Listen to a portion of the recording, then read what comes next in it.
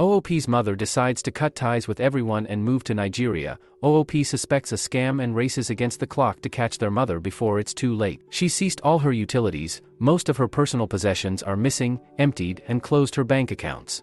Police are involved and she's been logged a missing person, so hopefully they'll get her when she tries to fly.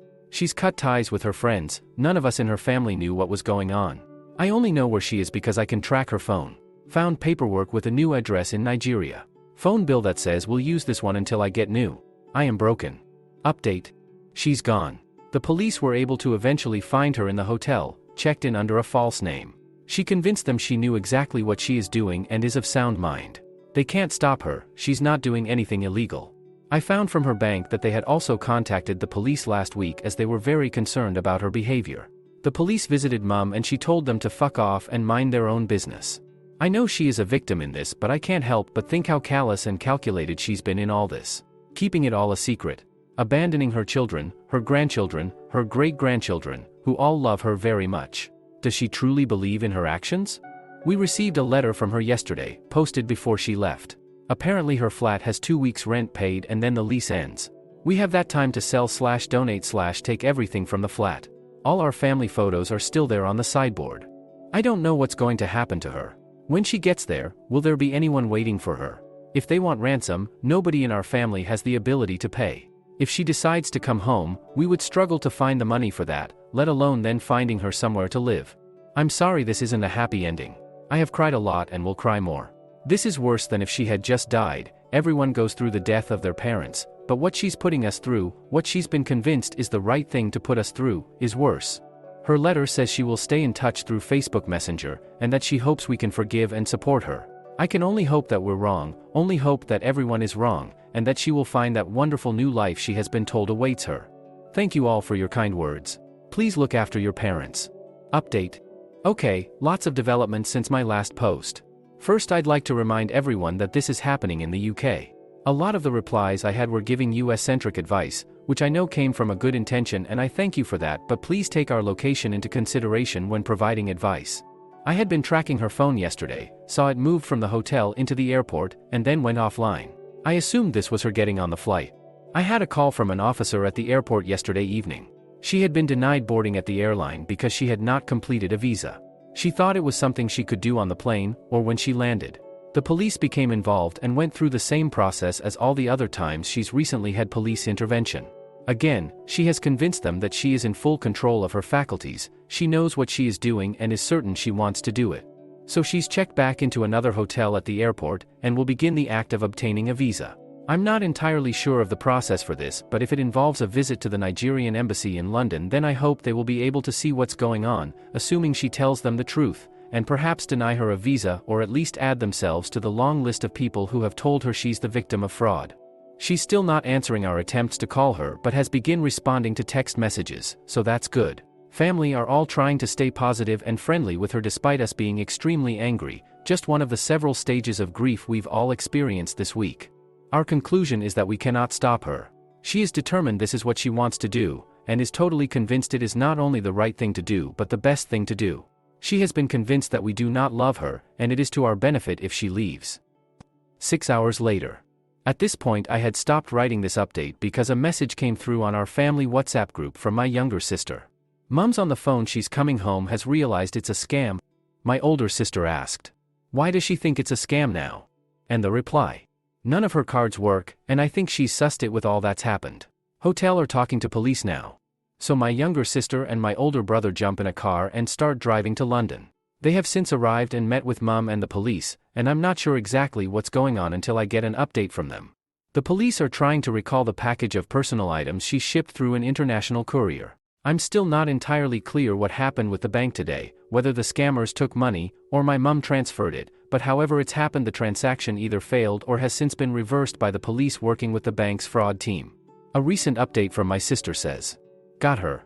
She still believes he was not stealing from her. The only reason the bank stopped the payment is because she'd put the wrong address. I have called victim support but, just like the police, they can't really do anything unless the victim themselves consents. The local office is closed for the weekend, so it will be next week before I can sit down with Mum and talk to them. Mum is going to stay with my sister for 2 nights, but then my sister has to isolate to prepare for surgery next week. We'll get mum back into her flat and I will stay with her for a while. Can't do that forever though, I have my own life, family, job. We need to undo all the harm she's done, contact all the companies she has ended contracts with, reverse change of address details, and quite possibly find her somewhere new to live now that most of her money is gone. When I get the replacement lasting power of attorney papers though, I will be enacting them to the full extent and taking control. I will need to treat her like a child when it comes to internet access, and for her access to money. This is just the beginning of rebuilding her life. There's so much more I've not even written in these posts yet, and I'm certain there will be more to come. Thank you for reading this, and thank you to everyone who has taken the time to reply, offer advice, or just offer words of sympathy. Comment. My MIL did something similar, but it was Pakistan. Reading this story reminded me of what we went through trying to find her. Except MIL was way more deceitful. She had called her husband, my FIL, as she left work one evening, asking what he'd like for her to pick up for dinner. Then she just never went home. We worried that her car was in a ditch somewhere, with her dying inside. It took a few days for the state police to locate her car at the airport. My poor FIL aged a few decades in those 2 days. My husband was heartbroken. No goodbyes. Just a lie about bringing home Chinese food for dinner. I don't know how long it took until she contacted us from Pakistan. I think she was there for about 3 to 6 months-ish. My FIL was willing and able to help her return to the US, but new husband had taken her passport and she wasn't allowed to leave the house without a male chaperone. She recognized her mistake immediately but was on her own to find her way out of it. She ultimately had to pull a risky move by stealing her passport back, getting a male escort into Karachi for some shopping or something, then she literally busted free and ran to an embassy. Not the US embassy, but I believe a South American country's. The first she found, basically. It got the ball rolling and she was home within a few weeks. My husband and FIL treated her like a victim the entire time. Despite the overt and hurtful lies and misdirections. Me. I'm not so sure.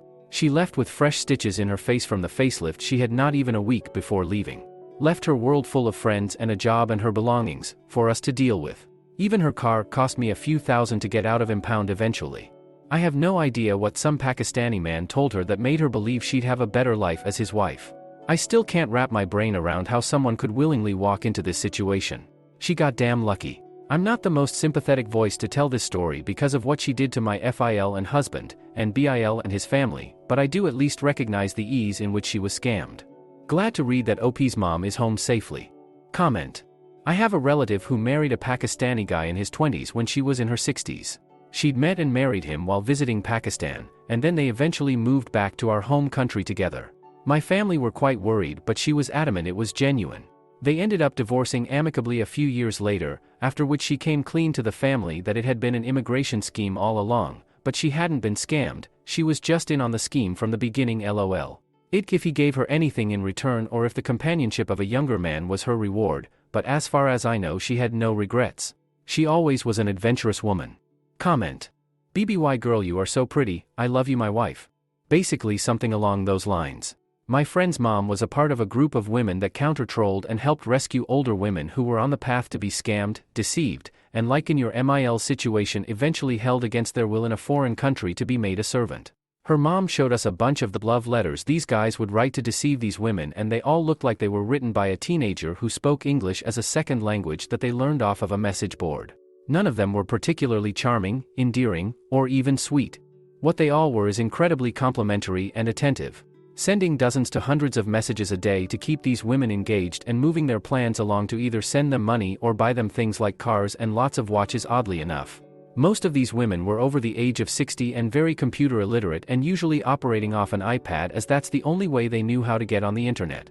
They usually were either widowers or in lifelong marriages in which they believed they had grown bored or that their spouse had stopped paying attention to them because they weren't showering them with praise and affection every few minutes throughout the day. The scammers even would send them scripts to memorize the key points on for when they'd send large amounts of cash through Western Union or for when they were making massive credit card purchases with a delivery address overseas. The sad and dark side is most of these women aren't as lucky as your MIL was in her situation. A lot of them just disappear and are never heard from again, since a lot of these places it's common to keep foreign indentured servants by keeping their passport. It's also not uncommon for them to turn up deceased in these same countries after all their credit and cash has dried up.